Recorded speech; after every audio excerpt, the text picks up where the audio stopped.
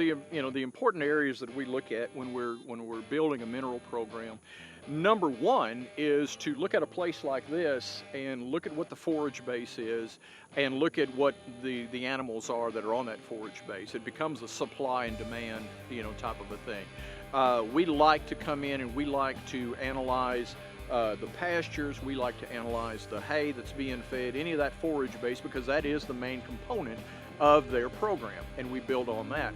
When building the mineral program, which is generally the first thing that I do when I start working with a ranch or a farm, is again to analyze that, see what's there to begin with. Then we assess what we believe the actual availability is of the mineral components that are in the forages, and then it becomes a matter of putting together the right type of supplementation in order to provide or to fill in the gaps, because there's always going to be gaps, almost any time of the year, wherever you go.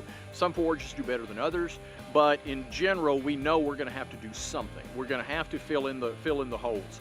And we start with the very basics: the calcium, the phosphorus, the magnesium, the potassium, and then layer onto that the trace elements. And the thing about trace elements is the fact that they can be kind of challenging to supplement sometimes, primarily because when we're building that mineral program, there are so many things that can interfere with with the absorption of those minerals.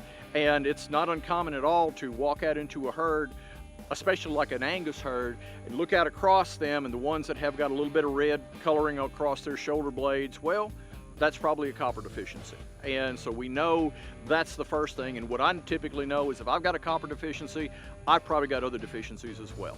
And so we basically build that one step at a time, adding the different components in order to build that mineral.